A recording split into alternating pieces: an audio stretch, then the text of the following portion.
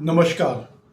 पिछले कुछ सालों से लगभग अपने राजनीतिक जीवन की शुरुआत से राहुल गांधी जो बार बार झूठ कहते हैं, जो जो कुछ भी मोदी जी पर आरोप लगाते हैं या इस सरकार पर आरोप लगाते हैं, उसे आमतौर पर झूठ मान लिया जाता है और लोग उसकी खिल्ली उड़ाते हैं। जैसे कि वो कहते हैं कि राफेल में दलाली ली, जीएसटी को गब्बर सिंह टैक्स बताते हैं, पेगासस से जासूसी को बताते हैं, वोटों की चोरी बताते हैं, अडानी से मिली भगत बताते हैं, ईवीएम से हैकिंग बताते हैं, चीन द्वारा जमीन हथियाना, ऐसे कई मामले हैं, या आरक्षण या संविधान चेंज करने की बात है। तो ये ऐसे है जो कि वो बार बार इस आरोप को दोहराते हैं और लोग इस पर विश्वास नहीं करते हैं। लेकिन सचमुच ऐसा नहीं है, वो झूठ नहीं बोलते हैं। अगर आप विश्वास माने वो झूठ नहीं बोलते हैं, उनका एक मानना जो है किसी हद तक सही भी है। जो उनकी जो धारणा है, मान्यता है, वो काफी सही है। मैं आपको बताता हूं क्यों। राहुल गांधी का जन्म 1970 में हुआ, यानी जब श्रीमती इंदिरा गांधी थी प्राइम मिनिस्टर 77 तक, तो वो 7 साल के तब उस दौर उन्होंने देखा। अरे वो दौर था जब उनका जन्मदिन हवाई जहाज में मनाया जाता, उनका, उनकी बहन का, और पूरा जो भी ठाट बाट जो रईसी जो हो सकती है वो सब होती थी उस जमाने में। तो उनको ये कोई अजीब सा नहीं लगता कि एक प्राइम मिनिस्टर अय्याशी करता हो या पद का दुरुपयोग करता हो। उनको लगता है कि ये ऐसा है ही है। फिर जब 2.5 साल बाद इंदिरा गांधी 1980 में दोबारा सत्ता में आई और 84 में उनकी डेथ हो गई। 84 के बाद राजीव गांधी सत्ता में आए।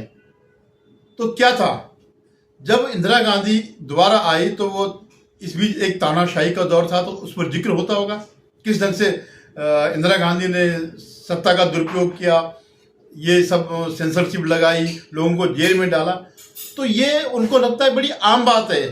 ये सिर्फ इंदिरा गांधी नहीं, जो भी प्राइम मिनिस्टर बनेगा वो यही करेगा। और क्योंकि उनके दौर में जितने प्राइम मिनिस्टर थे, या तो उनके शॉर्ट पीरियड्स थे, या सब उनके एक सम से कठपुतलियां थी। जैसे मनमोहन सिंह ने 10 साल तक राज किया, तो एक कठपुतली के रूप में राज किया।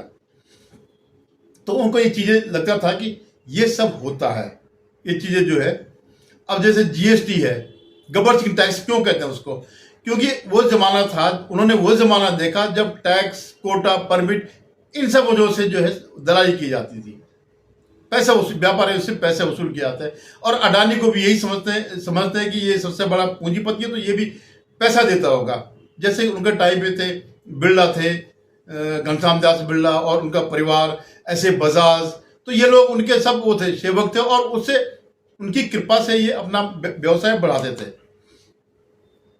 उस दौर में उन्होंने बहुत कुछ देखा। अब जैसे वो कहते हैं कि मोदी जी अनपढ़ हैं, इसलिए वो सही फैसला नहीं लेते हैं। तो वो उन्होंने देखा कि उनकी दादी कम पढ़ी लिखी थी, और राहुल गांधी तो आपने देखा कि 2 स्कूलों में फेल हुए, विदेश में जाकर के उन्होंने बड़ा नाम कमाया। तो ये सब वो सोचते हैं कि हाँ, सचमुच जो भी ये होगा, ये सब ऐसे ही है। जो अनपढ़ लोग हैं, जो कम पढ़े लिखे लोग हैं, वो गलत फैसले लेते हैं। क्योंकि इसी वजह से राहुल गांधी बोफर से दलाली में फंसे थे, और इंदिरा गांधी ने जितने भी अपने टाइम पर वो लिए थे, निर्णय लिए थे, सारे के सारे गलत साबित हुए। तो अब जैसे पेगासस का कहते हूँ, पेगासस जो है, इसमें जासूसी होती है। तो जासूसी होती है, तो ये अब साबित नहीं हुआ। जब कोर्ट ने मांगा कि भाई ठीक, अपने फोन दो, लेकिन उस समय पर तो हर एक की जासूसी होती थी, क्योंकि उसमें कोई कंट्रोल करने वाला नहीं था। क्योंकि उनकी सत्ता ही ऐसी थी, चाहे जवाहरलाल नेहरू हो या इंदिरा गांधी हो, उनकी तानाशाही वाली सत्ता थी, एकाधिकार वाली सत्ता थी। जो चाहेंगे वो नियम होगा, उसके लिए कोई संविधान में संशोधन की जरूरत है। जैसे आरक्षण भी कहते हैं, संविधान है, तो ये सब उनके सामने टूटते थे। राहुल गांधी के सामने ये सब चीजें उन्होंने देखी टूटते हुए। तो उनको लगता है एक ये प्रक्रिया है, इसलिए वो इस खोल से बाहर नहीं आ पा रहे।